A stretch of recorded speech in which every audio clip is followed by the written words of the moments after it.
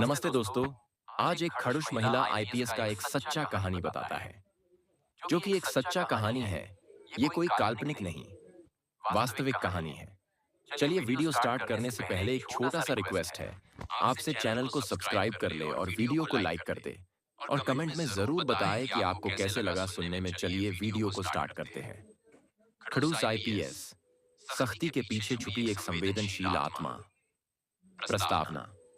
उत्तर प्रदेश के एक छोटे से गांव सरधना की गलियों में जब भी कोई महिला साइकिल पर स्कूल जाती दिखती थी, लोग कहते, देखो, सुधा जैसी बनेगी ये भी। सुधा शर्मा गांव की वह लड़की थी जिसने न सिर्फ गांव का नाम रोशन किया, बल्कि अपने मजबूत इरादों से देश भर में मिसाल कायम की। सुधा आज एक तेज तर्रार, सख्त और कड़क महिला आईपीएस अधिकारी हैं, जिन्हें लोग खड़ूस मैडम कहकर पुकारते हैं। लेकिन यह नाम उनके काम की सख्ती का प्रतीक है, न कि उनके दिल की कठोरता का। गांव से दिल्ली तक की यात्रा। सुधा का जन्म एक गरीब किसान परिवार में हुआ। मां घरेलू काम करती और पिता खेत में पसीना बहाते।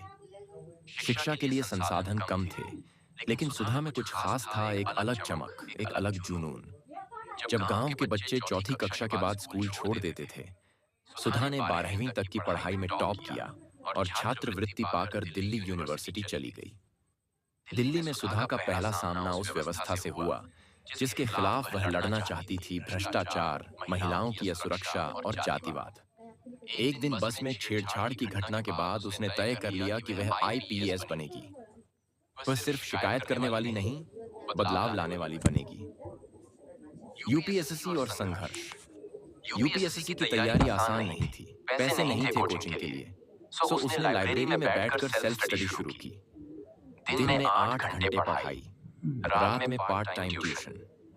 3 साल की मेहनत के बाद उसने पूरे भारत में 38वीं रैंक, पहली पोस्टिंग अपराधों का गढ़। सुधा की पहली पोस्टिंग हुई यूपी के एक कुख्यात जिले में, जहां महिलाओं का घर से निकलना भी मुश्किल था। थाने में महिलाएं रिपोर्ट लिखवाने आती तो दरोगा हंसी उड़ाते। सुधा ने पहले ही दिन थाना निरीक्षण किया और पाया कि रजिस्टरों में झूठी एंट्री भरी हुई थी। अगले दिन दरोगा समेत 3 पुलिसकर्मियों को सस्पेंड कर दिया। लोगों ने कहा, नई नई आई है, जोश में है, कुछ दिन में ठंडी हो जाएगी। लेकिन सुधा ठंडी नहीं हुई है और सख्त होती गई। खड़ूस मैडम का डर। धीरे धीरे सुधा का नाम इलाके में गूंजने लगा। जो गुंडे पहले पुलिस वालों को धमकाते थे, अब उसके ऑफिस के बाहर लाइन में खड़े रहते। एक बार एक विधायक का बेटा सड़क पर खुलेआम फायरिंग करता पकड़ा गया। थानेदार ने उसे छोड़ने का आदेश दिया, लेकिन सुधा ने एफआईआर दर्ज कर जेल भेज दिया। तुम्हें पता है ये कौन है? किसी ने पूछा। सुधा का जवाब था, मुझे पता है मैं कौन हूं। मीडिया ने उसे खड़ूस मैडम कहा, लेकिन जनता के लिए वह न्याय की देवी बन गई।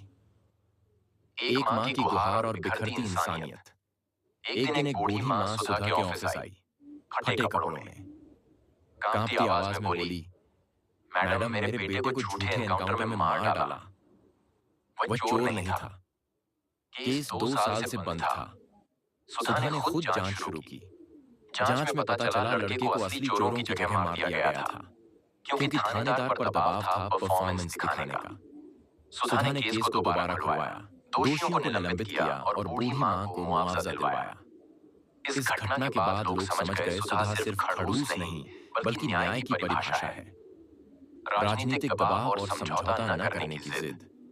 एक बार इलाके में शराब माफिया के खिलाफ कार्रवाई करते हुए सुधा ने एक बड़े नेता के गोदाम पर छापा मारा।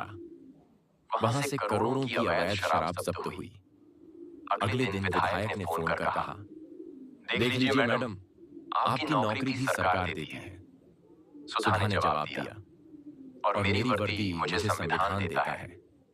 शराब माफिया गिरफ्तार हुए। विधायक का प्रभाव बेअसर हो गया। हालांकि बाद में सुधा का ट्रांसफर कर दिया गया, लेकिन वह जहां भी गई वहां डर और भ्रष्टाचार का नाम मिटा दिया। महिला सशक्तिकरण की मिसाल। सुधा ने थाने में महिलाओं के लिए अलग हेल्प डेस्क बनवाया, महिला कांस्टेबल की संख्या बढ़वाई और हर गांव में नारी सुरक्षा सभा शुरू की। गांव गांव जाकर खुद सभाएं की, लड़कियों को आत्मरक्षा सिखाई और पुलिस को संवेदनशील बनाया। वह कहती थीं, सिर्फ अपराध रोकने से समाज नहीं बदलता, सोच बदलनी पड़ती है। भीतर की अकेली और संवेदनशील सुधा। सुधा की जिंदगी में कोई खास दोस्त नहीं था, न शादी, न प्रेम, सिर्फ काम। कई बार रातों को अकेले बैठकर पुराने फोटो देखती, माँ बाप की चिट्ठियां पढ़ती और खुद को समझाती, कमजोर नहीं पड़ना है।